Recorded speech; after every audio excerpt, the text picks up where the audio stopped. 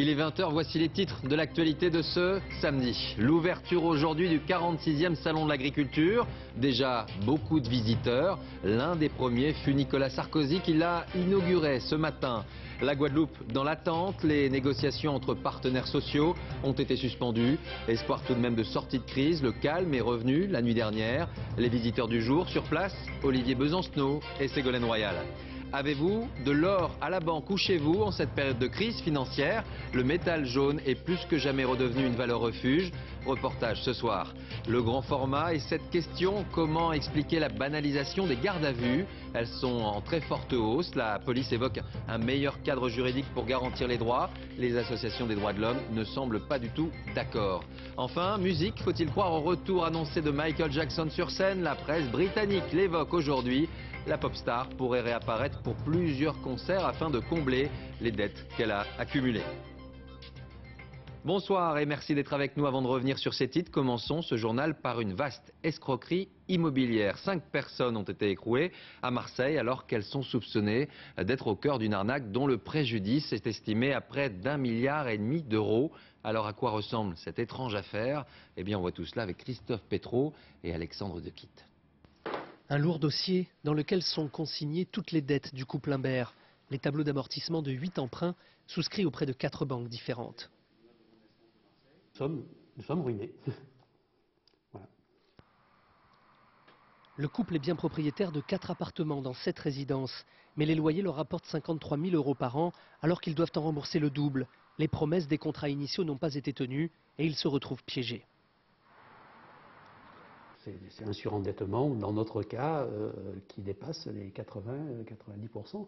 On a un bilan de trésorerie de l'ordre de moins 46 000 euros cette année. Cette année, nous n'avons non seulement plus rien à vivre, mais en fait, en plus, nous avons des dettes et nous avons des prêts maintenant qui vont courir sur 20 ans. L'escroquerie présumée est partie de 7 entreprises d'Aix-en-Provence. Le directeur d'Apollonia, son fils et 3 commerciaux sont écroués. Nous n'avons pu joindre leur avocat. On leur reproche des faux, des abus de confiance et d'avoir surévalué les biens. Alors il y a un système qui est un système packagé entre les banques, les promoteurs, les intermédiaires. Il y a un enrichissement très important. À titre d'exemple, certains commerciaux ont gagné en chiffre d'affaires, en termes de chiffre d'affaires de revenus, plus de 2 millions d'euros par an. Cet avocat défend une trentaine de dossiers des victimes de ces montages financiers douteux. Selon lui, le préjudice porterait sur 1,5 milliard d'euros et aurait entraîné dans cette spirale financière plus d'une centaine de personnes en France, notamment de nombreux médecins. Dans l'actualité également, aujourd'hui, l'effondrement d'un immeuble ancien de 3 étages à Perpignan. Pas d'explication pour le moment. Le bilan est d'un mort. Yvan Macot. De l'immeuble de 3 étages, il ne reste que ce tas de gravats. Il est presque 15 h dans ce quartier populaire de Perpignan quand le bâtiment s'effondre sur lui-même. Ici vivaient 3 personnes. L'une était sortie faire des courses, les 2 autres, un couple de personnes âgées, ont été ensevelies. La femme de 75 ans a été sortie indemne des décombres. Son compagnon, lui, n'a pas survécu. Ce qu'il faut constater, c'est que c'est un effondrement aussi brutal que total. Il reste vraiment des gravats, tout a été vraiment écrasé. Les habitants des immeubles voisins en sont quittes pour une énorme frayeur. Une dizaine de personnes ont été relogées. On fera les expertises nécessaires pour vérifier si les bâtiments voisins n'ont pas subi des désordres. Et s'il n'y a pas de désordre, les personnes regagneront leur logement demain ou après-demain.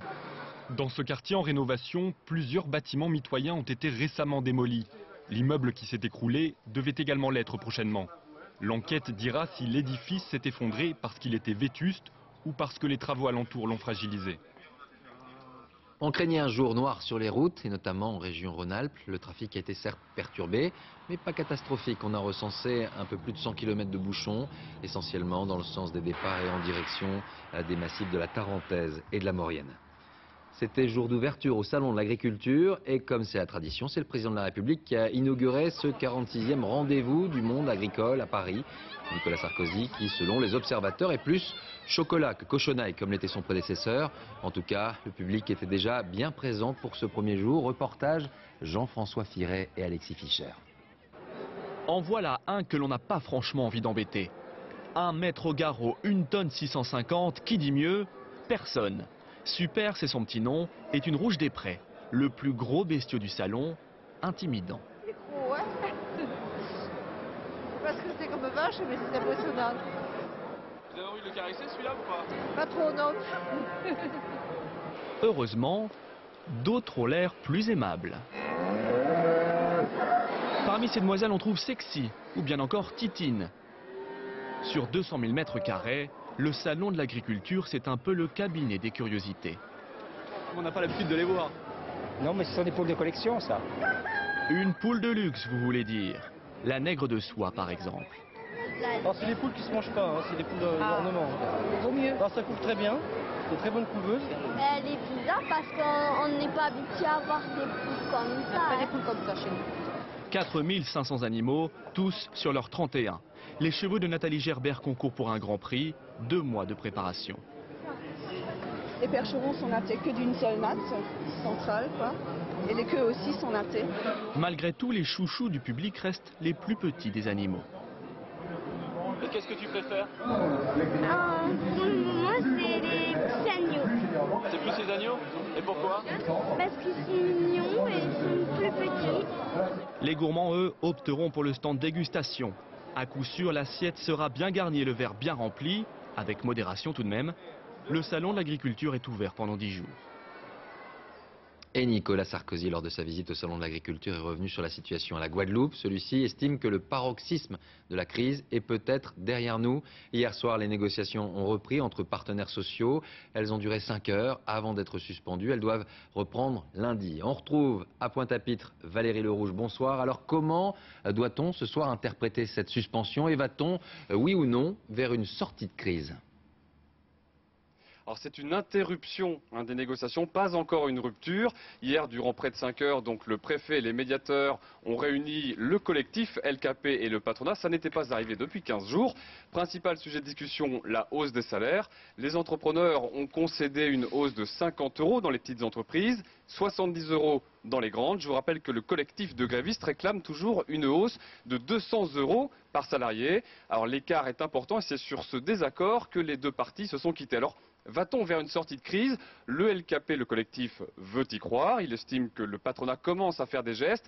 Du côté patronal, pour le coup, on est moins serein. Ils estiment avoir déjà fait beaucoup d'efforts et ce sera d'autant plus difficile vu la situation dégradée de l'économie de la Guadeloupe en ce moment.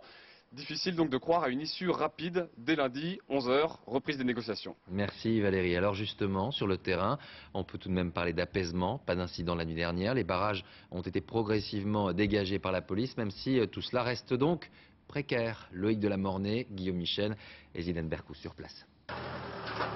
C'était la voiture d'un commissaire de police, brûlée comme un trophée par les émeutiers. Symbole gênant évacué par les pouvoirs publics ce matin qui ont ouvert presque tous les barrages de l'île. Seuls 2 d'entre eux restent encore à démanteler.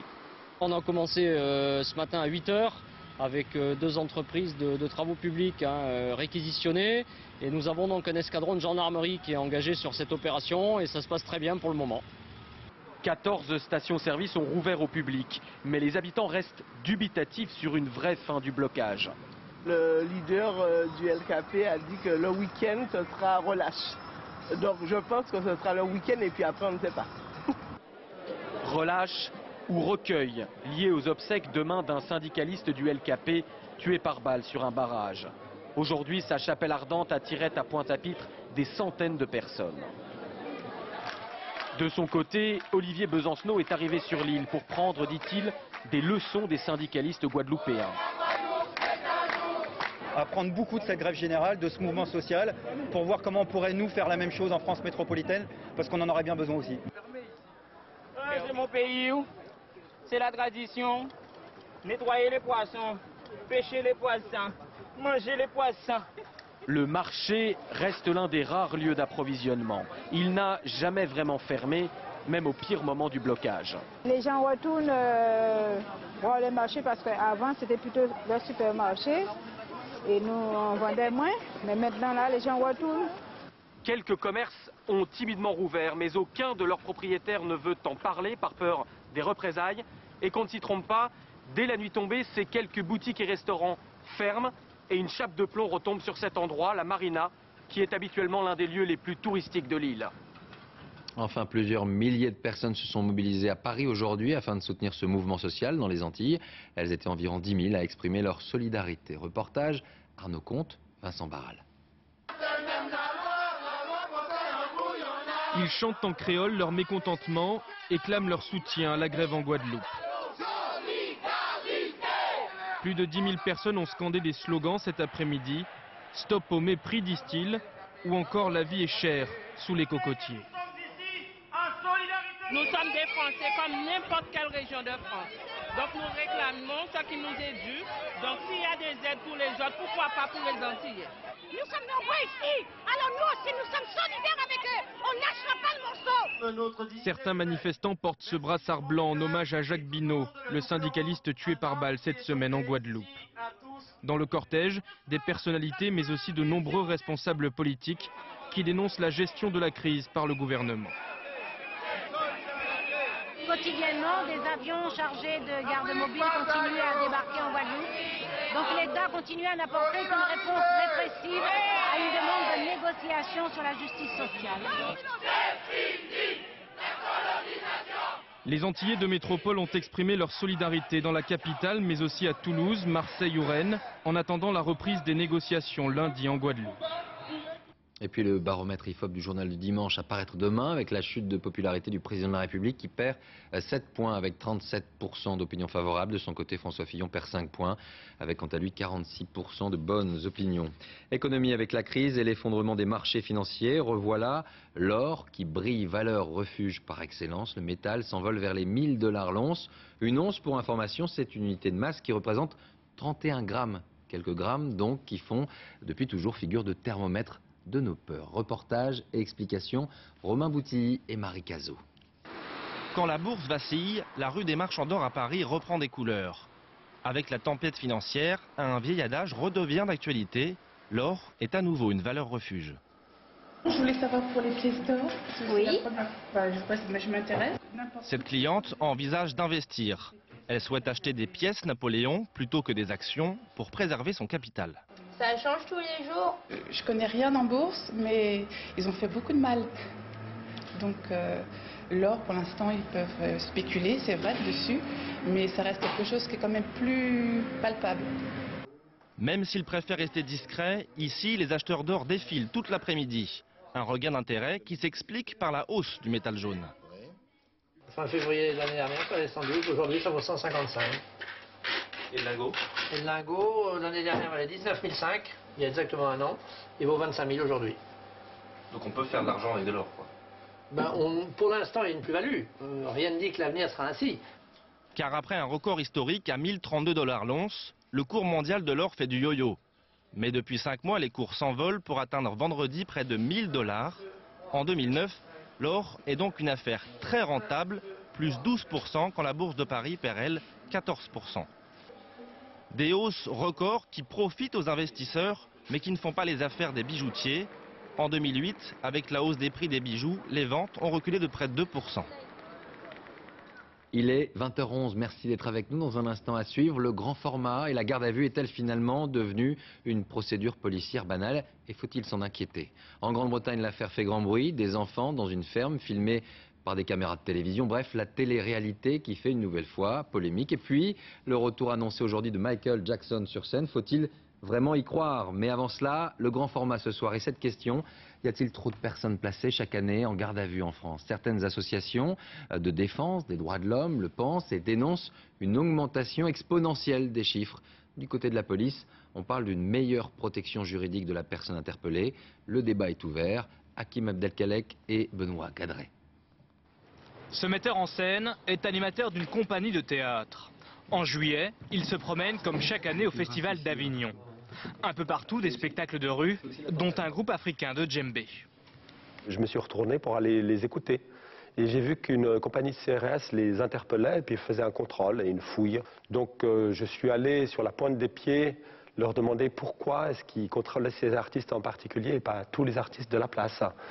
Et puis j'ai reçu une réponse assez sèche, ta gueule, mets-le-toi de ce qui te regarde. Puis j'ai respiré, j'ai dit mais j'estime que ça me regarde en fait, je trouve que c'est discriminatoire. Et à ce moment-là, le CRS qui me contrôlait a dit à un de ses collègues de me mettre les menottes. J'ai dit mais vous n'avez pas le droit. Il dit, tu vas voir si on n'a pas le droit. Ils m'ont projeté à terre, déboîté l'épaule, tapé la tête contre les pavés.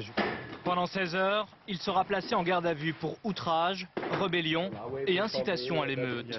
Une garde à vue, selon lui, complètement injustifiée. Je n'étais absolument pas violent, pas grossier, j'ai fait vraiment très attention, d'autant plus que je suis un homme de théâtre, de culture, donc je ne vais pas aller me ruer sur une compagnie de CRS en les insultant et en les frappant, je ne suis pas quelqu'un de suicidaire. Hein.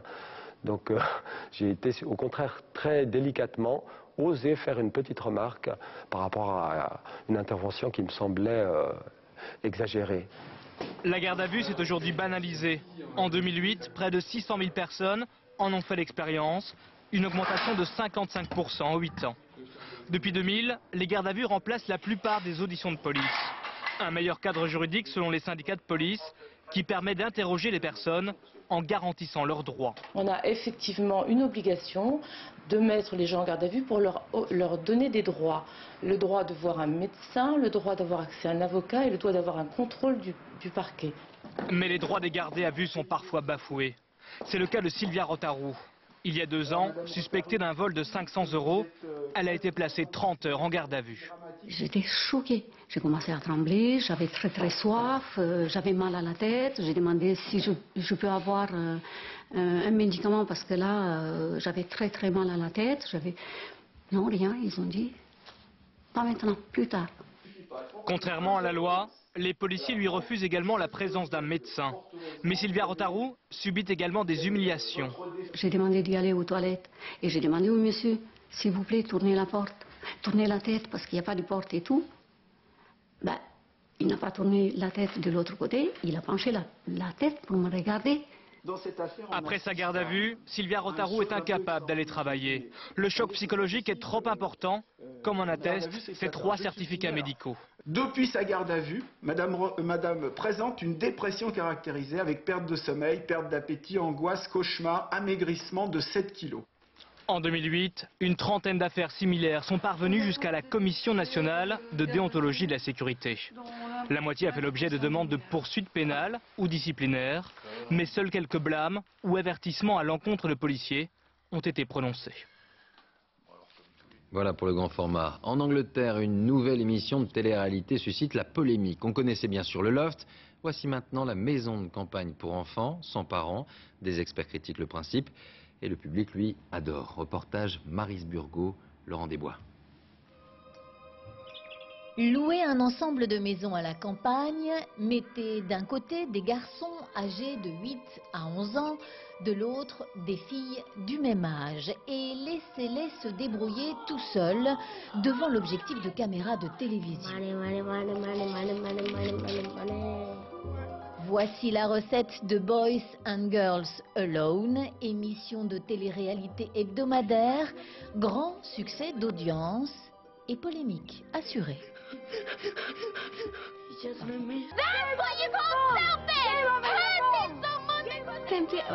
C'est pas drôle d'être loin de ses parents.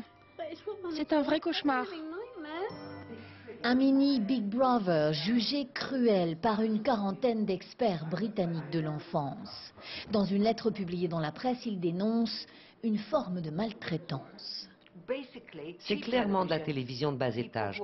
Ces enfants sont observés comme des rats dans un labyrinthe. C'est très inquiétant de voir des enfants aussi jeunes se laisser entraîner là-dedans pour le plaisir des téléspectateurs. Bien entendu, le producteur de l'émission se défend. Les parents, dit-il, ont certes laissé leurs enfants à l'entrée du site de tournage, mais ils pouvaient visionner les images en direct et donc interrompre l'expérience s'ils le souhaitaient. Nous avons présenté cette série avant sa diffusion à la télévision aux 20 enfants et à leurs parents. Ils ont beaucoup aimé et ont tous demandé à la fin. Est-ce qu'on peut faire la deuxième série? L'organisme chargé de la surveillance de l'audiovisuel britannique a reçu une centaine de plaintes de téléspectateurs. C'est finalement assez peu au regard de la ferme condamnation des spécialistes de l'enfance.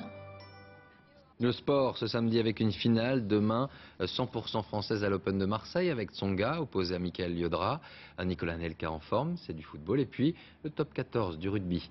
Résumé de tout cela avec Manuel Tissier. La marque Joe, une pirouette et un large sourire pour Joe Wilfried Tsonga à Marseille. Le Français a remporté sa 4e victoire consécutive sur Novak Djokovic.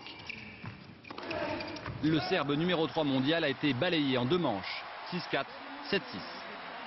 Demain en finale, Tsonga retrouvera un autre Français, Mikael Liodra. Vainqueur surprise du numéro 1 tricolore Gilles Simon, en 2 manches aussi, 7-6, 6-2. Premier match, première victoire pour Gus Hiddink. Le nouvel entraîneur néerlandais de Chelsea a étrenné sa belle cravate bleue par un succès capital à Aston Villa. But de Nicolas Anelka qui permet aux Londoniens de revenir sur le podium du championnat. C'est le 15e but du Français, meilleur buteur d'Angleterre. Applaudi mais vaincu, Tana Umaga n'a joué que 50 minutes et Toulon s'est incliné à Paris en top 14 de rugby. À 35 ans, l'ancien capitaine néo-zélandais est sorti de sa retraite pour tenter de sauver son club. Mais hier soir, le Stade français s'est imposé 22-12. Les Parisiens ont fait la différence au pied et prennent la tête du classement en attendant Toulouse-Clermont demain. Enfin, un record de France pour Johan Diniz au championnat national d'athlétisme en salle à Liévin. Le marcheur de Reims a bouclé son 5000 mètres en 18 minutes 40 secondes et 26 centièmes. Le précédent record était vieux de 15 ans. Drôle de sport maintenant, passé d'un obstacle urbain à un autre, sans tomber bien sûr, et en sautant, une pratique que l'on croyait réservée au cinéma, mais voilà qu'elle intéresse les sapeurs-pompiers. Étonnant. Reportage à Rantanzit et Vivien Roussel. De la jungle urbaine, ils sont devenus les rois. Chaque obstacle est bon à franchir. Ils sont les disciples d'un sport en plein essor, le parcours, ou l'art de se déplacer, emprunter des chemins insoupçonnés. Et David Bell, le créateur de la discipline, est un homme heureux qui voit dans la ville, son bitume et son béton, un infini terrain de jeu. Pour moi, c'est né un peu comme ça le parcours. Dès que j'étais sur quelque chose, je me disais, bon ok, tiens, ouais, de là je peux aller sur ce truc-là. Tac. Après, de là je peux passer par ici. Tac. Ça occupait mon temps. Et sans m'en rendre compte, je commençais déjà à m'affûter, mes mouvements, à trouver des techniques. Une technique qui peut sauver des vies. Aujourd'hui, le parcours fait partie de l'entraînement des pompiers de Paris, ici en tenue. Dans certaines situations impossibles de sortir la grande échelle, il faut alors longer les balcons pour accéder aux victimes. Dans certains cas, savoir sauter au-dessus du vide et se réceptionner sans casse. Les pompiers sont déjà quand même assez entraînés physiquement. Et je pense que le parcours est juste un petit truc en plus, quoi. Ce matin, dans le 13e arrondissement de la capitale, sur une vaste dalle de béton, nous avons pu observer ces exercices spécifiques destinés aux soldats du feu. Pour des passages de balcon, ça peut énormément nous servir. Quand parfois on ne peut pas y accéder autrement, et ben, ça nous fait gagner un temps qui peut être très précieux. Attention, le parcours exige un entraînement régulier où les risques sont calculés. Réalisé sans trucage, sans protection, voici comment en moins de 15 secondes, David Bell est capable de se sortir de n'importe quelle situation. Chapeau.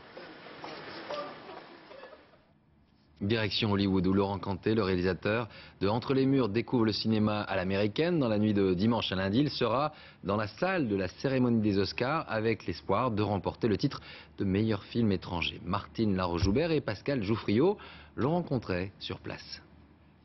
La fièvre des Oscars embrase Hollywood.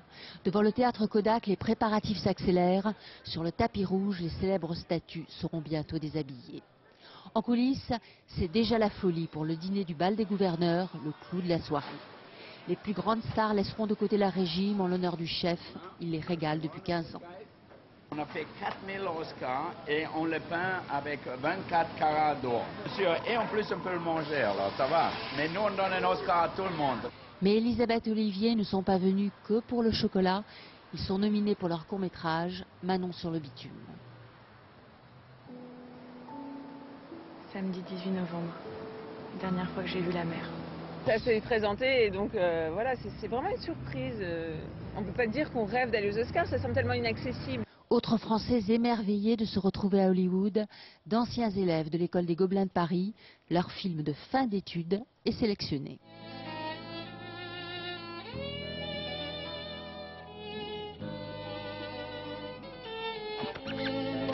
C'était peut-être un petit rayon de soleil dans le contexte économique, voir quelque chose qui amuse, qui fait du bien et qui ne parle pas d'argent sûrement. Enfin, le candidat le plus attendu, Laurent Canté, déjà récompensé par la Palme d'Or à Cannes pour entre les murs. Fus. Mais vous croyez vraiment que je vais aller voir ma mère? J'aurais fallu que je sois fus.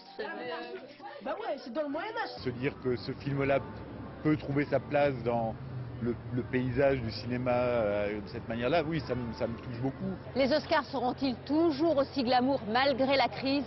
La cérémonie sera plus courte mais plus dynamique. Il y a moins de fêtes, mais les stars promettent d'étinceler. Musique, et faut-il y croire, Michael Jackson serait en négociation pour un retour sur scène cet été. On parle d'1,5 million d'euros par concert. Seul problème, ce n'est pas la première fois que le retour du roi de la pop est annoncé et ses fans sont souvent au final déçus. Abdel Mostefa et Laurent Desbois. Évidemment, ce matin, la presse anglaise en fait ses choux gras. Michael pourrait remonter sur scène cet été à Londres. Tout ça a beau être conditionnel, le moindre battement de cils d'un tel monument de la pop ne laisse personne indifférent, et pour cause.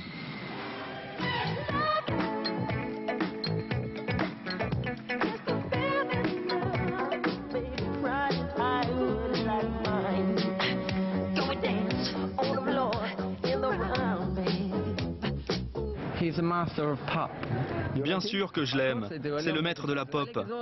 Je l'aime. Il est un peu fêlé, mais c'est une star depuis l'âge de 5 ans. Ça a dû l'affecter. S'il fait des concerts, c'est pour l'argent.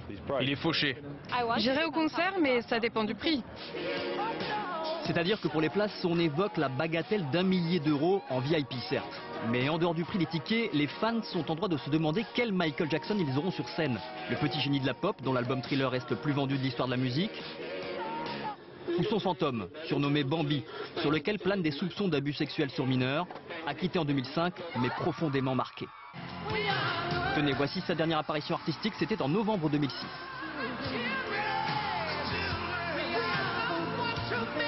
Il était venu recevoir une récompense pour l'ensemble de sa carrière. Le brushing était impeccable, mais la voix, elle, était bien enfouie derrière celle des choristes.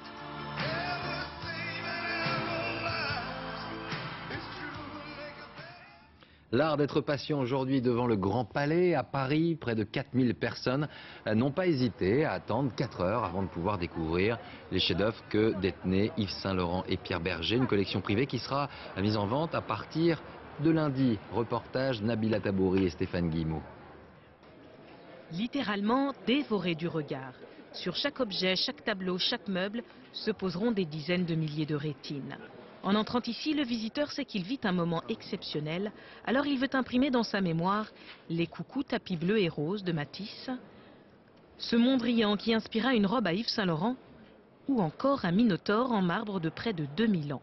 Bientôt, toutes ces œuvres ne seront plus visibles pour le commun des mortels.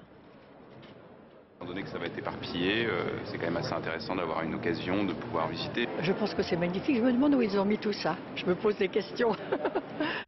Ces objets, chère madame, étaient dans les 2 appartements du grand couturier, aujourd'hui disparu, et de son compagnon, l'homme d'affaires Pierre Berger. Des appartements reconstitués sous les verrières du Grand Palais. Un bel écrin pour 733 œuvres d'art mises aux enchères. La plupart des visiteurs de ce musée éphémère n'achèteront qu'avec les yeux. J'aurais aimé gagner au loto la semaine dernière, mais c'est pas le cas. J'aurais acheté ce fauteuil-là. Voilà, des choses 1920, j'adore. Vous êtes venu ici pourquoi? Alors pour voir le prix des étiquettes ou... Ah non, pas du tout. Ah non, pour voir les objets. Non, parce que je savais pertinemment que je n'avais pas les moyens de les acheter. Donc non, je viens pas pour regarder le prix. Cette collection, c'est 50 ans d'une vie, ou plutôt de 2. Elle raconte l'amour pour l'art que partageaient Yves Saint Laurent et Pierre Berger. À la mort du couturier, il veut définitivement clore l'album des souvenirs intimes. Comme tout être fragile, il avait besoin de ses repères, vraiment. Et toucher un tableau ou un objet chez lui était impossible. Donc il ne se serait vraiment pas séparé de cette collection. Moi, je n'ai pas la même fragilité. Cette vente pourrait rapporter jusqu'à 300 millions d'euros. Une somme qui devrait notamment servir à la création d'une fondation pour la lutte contre le sida. Avant de refermer le journal, je vous rappelle l'une des informations du jour, c'est l'ouverture aujourd'hui du 46e Salon de l'Agriculture à Paris. Il s'agit de l'une des fêtes les plus populaires en France. Près de 600 000 visiteurs sont à nouveau attendus porte de Versailles à Paris. Voilà, fin de ce journal. Merci à vous de l'avoir suivi. Tout de suite la météo, Isabelle Martinet. 20h35, ne manquez pas le théâtre en direct sur France 2. Le temps des cerises avec Eddie Mitchell et Cécile de France. Je vous retrouve demain pour toute l'actualité dès 13h. Et puis, je recevrai dans 13h15 le dimanche Laurent Fabius et Claude Chabrol. Allez, passez une très belle soirée et à demain, j'espère.